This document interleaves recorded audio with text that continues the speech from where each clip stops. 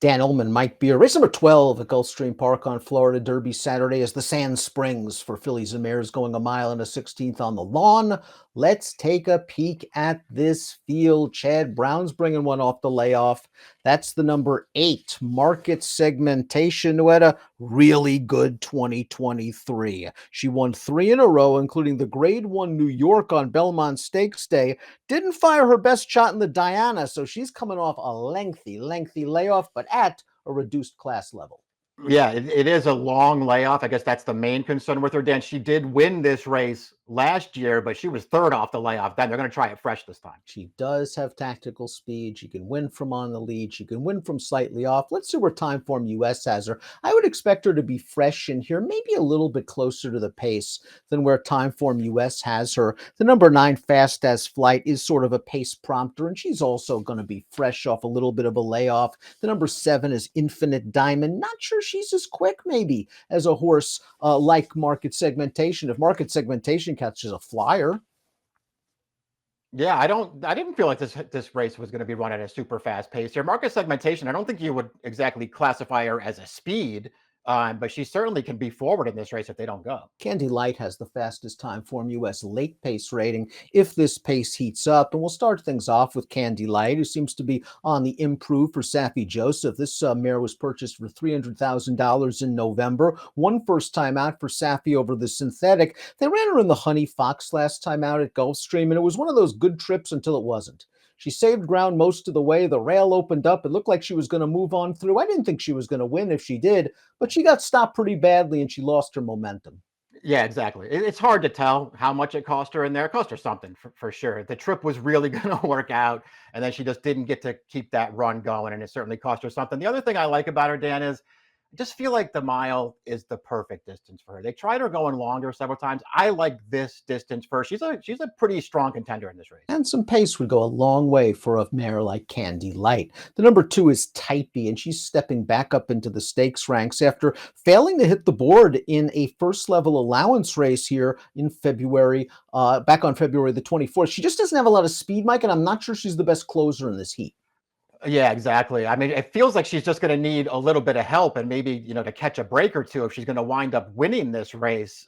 Just because based on what she's done in her all of her turf starts so far, it doesn't seem like she's good enough. Number 3 is Angel Nadeshiko. Now, she has speed, and she could easily be part of this pace, although she has been showing that speed at longer distances. Her big win came in the Robert J. Frankel 2 starts back, a race that was basically handed to her on a silver platter. They don't go that much slower out there in Southern California, 51 to the half, and Angel Nadeshiko was able to hold on. The Connections wisely cashed in after that race. They sold her for $230,000. She was very hard to handle in the early stages in her first start for Saffie. Yeah, maybe she just needed that last one, and maybe the mile and 3/8 ultimately isn't what she wanted. That being said, though, I'm sort of with you on the Frankel. I wouldn't bet her off of that performance. It just felt like she got lucky to win there. Jen's Girl, the number 4, is an honest sort of listed stakes, high-level allowance horse. She's returning to the turf for the first time since she was overmatched in the Grade 1 Beverly D. I still think she's relatively exposed on the turf, but her recent races on the synthetic, in my opinion, they have to be better for me to like her, even at a big price here. Yeah, exactly. And just another one of those horses. There are a few of them in this field, Dan, where it kind of feels like they just haven't run that one race that's going to make them all that interested in here. I mean, you're going to get a price on them, and if you found something that you liked about Jan's Girl and you want to take a shot, I guess that's fine. It's not the strongest field in the world. I just didn't find anything to really like. The number 5, Fuente Ovejuna, might be a nice price play for trainer Brendan Walsh, considering her most recent start came off of a very lengthy layoff at Gulfstream. There wasn't a ton of pace for her to attack, and she was pacing a pretty nice mare in her own right in Sweet Danny Girl, so she's got that race under her girth. As you mentioned, this might not be the strongest field in the world, so second off the layoff, Fuente Ovejuna at a price might be able to work out a tactical trip. Well, yeah, those things are all true. She did, start getting good, it felt like, last year as well. It's kind of a limited campaign, but she finally started getting good. She did place in a stakes race at Parks. She's going to have to take another step forward here, but second off the layoff, that's certainly possible. Cairo Consort stretched all the way out last time out in the very one and ran quite well at that mile and 3/8 distance. Let's take a look at that race right now. Sat in the second flight, made a bid on the third turn to actually poke ahead in front and upper stretch, and then it's just going to get run down by 2 horses that excel at the distance are Callie Kim and Anatolian, who are also running at Gulfstream Park on Saturday. This was a nice effort for Cairo Consort, who is also extremely competitive at this shorter trip. Yeah, I didn't think it was a bad idea for Pletcher to try to stretch her out last time, and Cairo Consort did her best with it in there, Dan. She ran very, very well in there. I like her going shorter in here. I can't say that I'm, a huge fan of this horse. She's a contender in this race, though. Infinite Diamond, the 7, has some tactical speed for trainer Pat Biancone. This horse ran in the Honey Fox last time out, finishing 4th behind Chili Flag, who was the horse to beat on the way in. She showed some tactical speed. She stayed close to a pretty fast pace, and she tired. Maybe she doesn't have to work so hard to obtain early position. Yeah, it was another move in the right direction for her last time, if nothing else. I don't know. I sort of felt like she had a great trip in that race and had every chance to win. The seam opened right up for her in the stretch. She drove through. She had dead aim. She wasn't good enough. Maybe this is a little bit of an easier spot. Market Segmentation won this race last year from off the pace, then won the Grade 1 New York in a very similar manner as Angel Nadeshiko's win in the Robert J. Frankel. They just allowed her to walk on the lead, and she was able to just hold off some really nice mares. The Diana was a disappointment. Maybe something happened during the running of that race because we haven't seen her since. She did win off the layoff last year, but it was a much shorter layoff than this.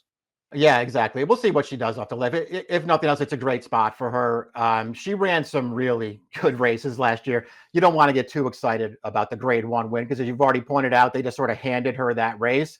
But it's not like the Beaugay before that or the Sand Springs before that. It's not like those races don't make her super competitive in here. She's the horse to beat. The Fastest Flight will be making her first start after being purchased at public auction for $105,000. She won a stakes race at Ellis Park going a mile, but that was over a wet turf course where she got close to a really easy pace. She's another horse that likes to be close to the pace. Last time out in the Swanee River, she was up close again and tired. I'd like her if she was the lone speed type, but I have a feeling that's not going to happen, even though Timeform US believes she can grab the lead.